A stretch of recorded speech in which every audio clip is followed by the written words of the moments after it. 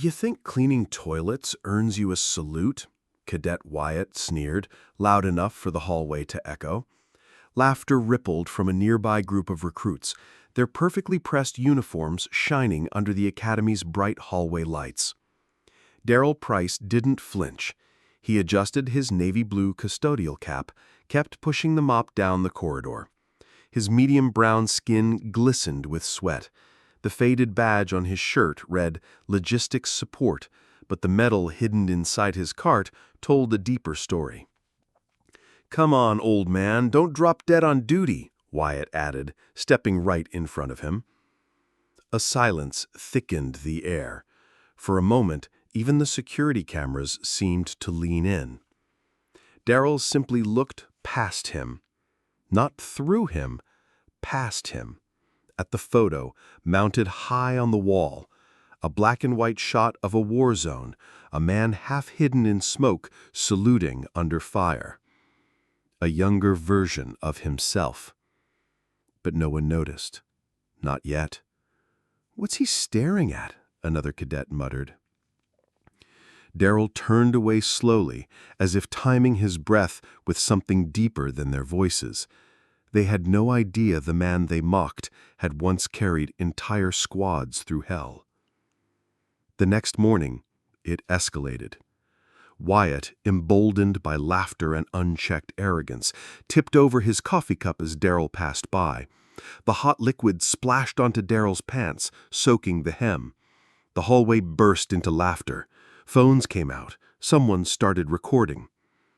"Oops, must have slipped, Commander Mop," Wyatt grinned. Darrell didn't speak. He pulled a rag from his cart and wiped the floor. Deliberate, quiet, unwavering. "You're not even going to defend yourself?" a female cadet challenged. "Real men speak up." Still nothing. But the camera caught something else behind the cart flap. A triangular medal. Not one easily earned. In the control room, Chief Monica Harris was reviewing hallway footage for a completely unrelated case. She paused, rewound, zoomed in. Her breath caught. The medal. Her eyes widened.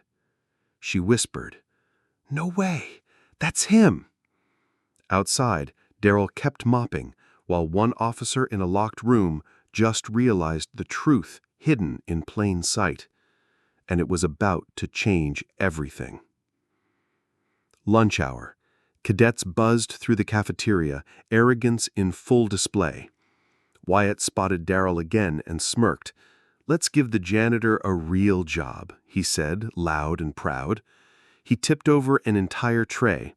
Mashed potatoes, soda, gravy. Right in Darrell's path. It splashed across his shoes and uniform. Laughter exploded. A hush fell when the double doors creaked open. Chief Monica Harris stepped in. Decorated blazer, silver badge, sharp presence. The room shifted. She didn't look at the cadets. She walked straight toward Darrell, heels echoing like a drumline, and without a word, she saluted. Gasps. "What?" someone stammered. Then came her voice, clear, firm, undeniable. "This man," she said, "is the reason I became who I am." She turned to the crowd. 27 years ago, during a riot in D.C., a field commander saved my life, held the line while others ran. His name was Major Darrell Price.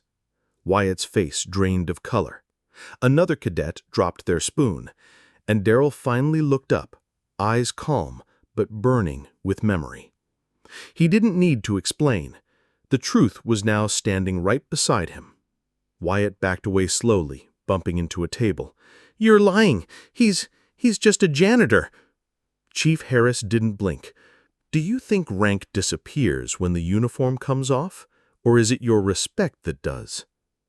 A voice piped up from the crowd. Cadet Simmons. Hesitant. "Ma'am, my uncle served in Operation Boundary Storm. He told me a commander named Price saved his squad. He said they never found him after." Darrell nodded once, quietly. Then came another voice. My brother has a photo of him. It's hanging in our hallway. You were there. You saved him." Wyatt sat down, trembling. The camera still streamed, thousands now watching online. Darrell stepped forward, not to accuse, not to gloat, but to gently remove the cleaning gloves from his hands. "I didn't come back to be thanked. I came back to protect this place from forgetting." He turned to leave, but before he reached the door, 3 cadets stood up and did the unthinkable. They saluted, not because they were told to, because they finally saw.